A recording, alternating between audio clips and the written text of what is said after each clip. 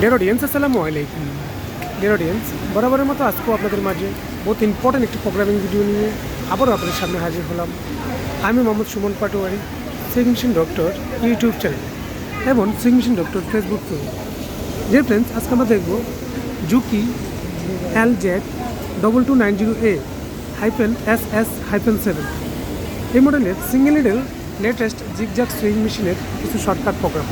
তো আমরা মেশিনের পাওয়ারটি যদি অফ করি, এই যে মনিটর আমরা দেখতে পাচ্ছি জুকি IT100, এটা হচ্ছে আমাদের একটি কম্পিউটারাইজ মনিটর। এটা সম্পূর্ণ আইটি সিস্টেম।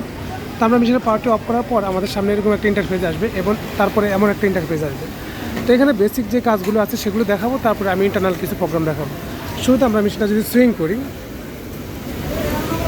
আমাদের সামনে কিন্তু এই সিঙ্গেল নিডেল সুইং হচ্ছে, অর্থাৎ প্লেন মেশিনের মতো সুইং হচ্ছে। এই প্লেন মেশিনের সুইংটা কালার আমাদের ফেব্রিক্সের কালার আর সুতার কালার একই, যার কারণে বুঝতে অসুবিধা হচ্ছে। তো আমরা এই সুইংটা এখানে স্টিচ ঘন, আমরা যদি এটা পাতলা করি তাহলে আমরা এখান থেকে স্টিচটা পাতলা করতে পারবো। এটা যদি আমরা এখানে ঘুরাই, এদিকে ঘুরাই, তাহলে আমাদের স্টিচটা পাতলা হয়ে যাবে। এখন দেখতে পাচ্ছেন আমাদের স্টিচটা কিন্তু আগের সাথে পাতলা হয়ে গেছে। আরও পাতলা করা লাগলে আমরা এভাবে প্লেন মেশিনের মতো এটা এদিকে যদি ঘুরাই, আমাদের স্টিচটা আরও পাতলা হয়ে যাবে। তো আমি এখানে আপনাদেরকে কিছু শর্টকাট প্রোগ্রাম দেখাবো এবং এই মেশিনে অপারেটিং শেখাবো, কীভাবে আপনার এই মেশিনে অপারেটিং করতে পারেন। তো আমরা দেখতে পাচ্ছি যে সোজা সেলাই, অর্থাৎ প্লেন মেশিনের মতো সেলাই হচ্ছে। তো আমাদের এই মেশিনটা সাধারণত শুধু প্লেন সেলাইয়ের জন্য ব্যবহার হয় না। আমরা এই সিস্টেমটা ঘন করে দিব। এই মেশিনটা আমাদের ব্যবহার করা হয় জিগজ্যাগের জন্য। এই যে প্রোগ্রামগুলো আছে এগুলোর জন্য, এবং বিভিন্ন ধরনের ডিজাইন রয়েছে সেই ডিজাইনগুলো ব্যবহার করার জন্য, এবং এক্সট্রা কোনো ডিজাইন প্রয়োজন হলে সেটা আমরা ইউএসবির মাধ্যমে এটা সাপোর্ট করাই দিতেও পারি। তো আমরা এখানে মেশিনের সাথে যে প্রোগ্রামগুলো আছে সেগুলো দেখাবো। শুরুতে এটা আমরা দেখলাম সিঙ্গেল নিডেল, অর্থাৎ সোজা সেলাই প্লেন মেশিনের। তারপর আমরা এই যে টু স্টেপ, অর্থাৎ টু স্টেপ, এই যে এখানে দেখতে পাচ্ছেন টু স্টেপ, এই টু স্টেপটা আমরা ইউজ করব। টু স্টেপটা যদি আমরা ইউজ করি তাহলে দেখেন আমাদের সামনে কিন্তু স্টেপটা চেঞ্জ হয়ে গেছে। অর্থাৎ প্রথমে আমাদের সেলাইটা সোজা ছিল, এখন আমাদের সেলাইটা কিন্তু দুই স্টেপে চলতেছে, অর্থাৎ এখানে এক নিডেল, এখানে এক নিডেল।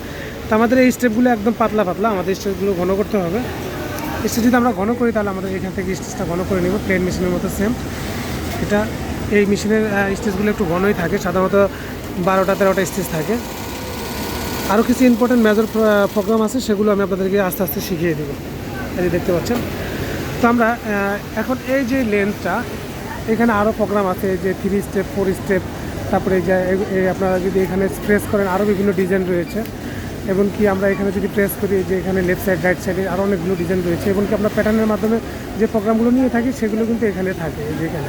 তো আমি এগুলো পরে দেখাবো। আমরা এই মেশিন সম্পর্কে যদি আমরা ভিডিও করি তাহলে সেক্ষেত্রে আমাদের পার্ট মনে হয় 1 2 3 4 5 হয়ে যেতে পারে, অনেক প্রোগ্রাম এটার মধ্যে।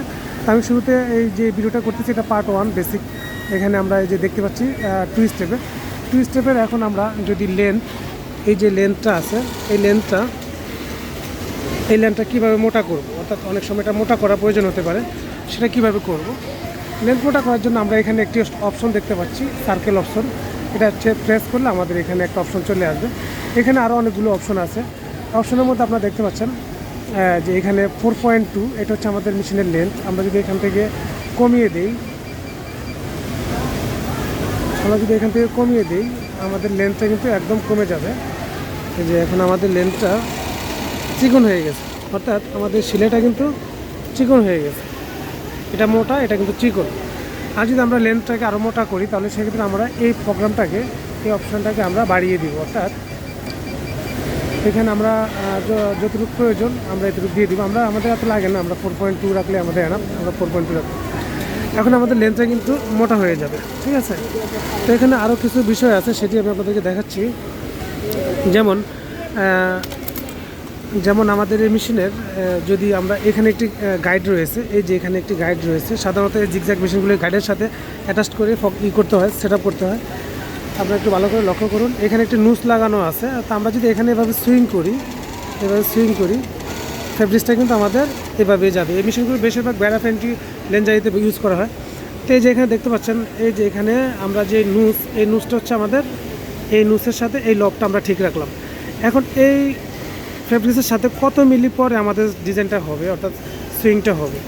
এখানে যদি আমি যদি এই নুসটা এখানে লাগানো আছে, এখন আমার যদি বায়ার বলে বা কোয়ালিটি যদি বলে এখানে আমার লেন্থ কম আছে, লেন্থটা আরও বাড়াইতে হবে, তাহলে সেক্ষেত্রে আমি কি করব, আমি কি এখন নুজটা খুলে কি আবার নতুন করে এদিকে ডানে সরাবো? ডানে সরালে আমার লেন্থটা বাড়বে, আর যদি বামে আনি তাহলে লেন্থটা কমে যাবে। তো এটা করার কোনো প্রয়োজন নেই, এটা আমরা প্রোগ্রামের থেকে করতে পারি। সেটা আমরা কীভাবে করব সেটা আমি দেখাচ্ছি। এই যে এখানে এই লেন্থের বাম পাশে ডান পাশে আরেকটা প্রোগ্রাম আছে, এই যে এই প্রোগ্রামটা এখানে দেখতে পাচ্ছেন আপনারা, এই যে একটা সোজা লাইন, অর্থাৎ এটা হচ্ছে আমাদের এই নুজটা হচ্ছে আমাদের এই লাইনটা। আর এখানে এই নুসের অর্থাৎ ফেব্রিক্সের বাম পাশে যে জিগজ্যাগটা দেখতে পাচ্ছি আমরা, এই যে জিগজ্যাগটা, এই জিগজ্যাগটার হচ্ছে এই পয়েন্ট, অর্থাৎ 4.0। আমরা যদি এটা কমিয়ে দিই, আমি আপনাদেরকে দেখাচ্ছি, এটা কমিয়ে দিয়ে যদি আমরা সুইং করি, আমরা কিন্তু ফেব্রিক্সটা কিন্তু নুসের পাশেই রাখলাম, রেখে আগের মতোই সুইং করলাম। এখন দেখুন আমাদের সুইংটা কিন্তু এই যে এখানে কিন্তু এখানে ইটা কম, ইটা বেশি, এই যে গাইডটা বেশি, অর্থাৎ এখানে কম, অর্থাৎ এখানে আমাদের আছে সর্বোচ্চ 2 মিলি, আর এখানে আছে আমাদের 4 মিলি। তো এটা আপনাদের এই দেখেন শিলাটা কিন্তু বামে চলে আসছে। হ্যাঁ, একটু ভালোভাবে লক্ষ্য করুন আমাদের নিডল বারটা, এই দেখেন এখানে এসে পড়তেছে।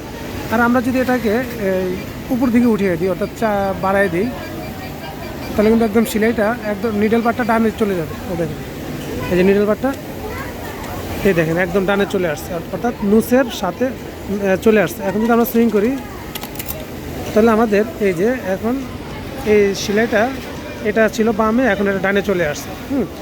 তো এটার কাজ হচ্ছে এটা। এখন এখানে আরও কিছু প্রোগ্রাম আছে, এই যে এখানে আরও কিছু প্রোগ্রাম আছে বা ডান পাশে এই দেখেন এই যে আরও কিছু প্রোগ্রাম আছে, এগুলো আমি দেখাচ্ছি আপনাদেরকে। এটার কাজ হচ্ছে আপনি যখন সুইং করবেন এখানে যদি আমাদের মাঝখানে যে সুইংটা অর্থাৎ সেলাইটা, এটা হচ্ছে সেলাই, যে র্যাকটা দেখতে পাচ্ছি এটা হচ্ছে সেলাই অর্থাৎ সুইং। আর বাম পাশে আমাদের যেই একটা প্রোগ্রাম, ডান পাশে একটা প্রোগ্রাম। এটা হচ্ছে বাম পাশে যদি আমরা এই যে এখানে একটা বুন্ডার মতো দেওয়া আছে, এই বুন্ডাটা হচ্ছে আমাদের সুইং শুরু, অর্থাৎ এটা শুরু এটা শেষ। আর ডান পাশে যেটা, এটা এখানে শুরু এখানে শেষ। অর্থাৎ আমরা যদি সুইংটা এটা এভাবে রাখি, তাহলে আমাদের এটা যদি এভাবে রাখি, তাহলে সেক্ষেত্রে আমাদের সুইংটা যেহেতু নিডল বার ডানে যায় একবার বামে যায় একবার, তাহলে সেক্ষেত্রে আমাদের এটা বাম পাশ থেকে সেলাইটা শুরু হবে। হ্যাঁ, আর যদি এটাকে আমরা এভাবে রাখি তাহলে আমাদের সেলাইটা ডান পাশ থেকে শুরু হবে। ঠিক আছে, এটা হচ্ছে শুরু মাথা। আমরা শুরু মাথা যদি আমরা রাখলাম কোন পাশে? ডান পাশে। এখন দেখুন আমরা আমাদের মেশিনটা যদি রেডি করি, দেখেন ডান পাশ থেকে সেলাই শুরু হয়ে গেছে, আমাদের সুতা কাটা গেছে, আমরা সুতা লাগাই নিই।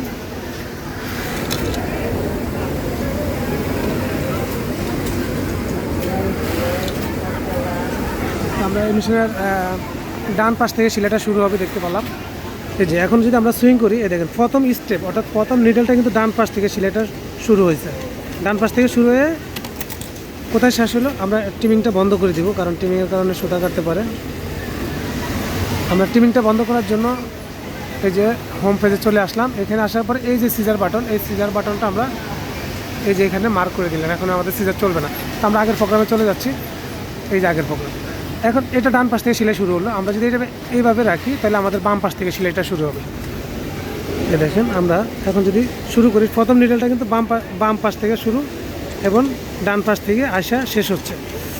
তো আপনারা যদি না বুঝেন অবশ্যই কমেন্টও করবেন আমাকে, আমি কমেন্টের মাধ্যমে আপনারা রিপ্লাই করবো। আর যদি এইভাবে থাকে তাহলে সেক্ষেত্রে আমাদের সেন্টার থেকে সেলাইটা শুরু হবে।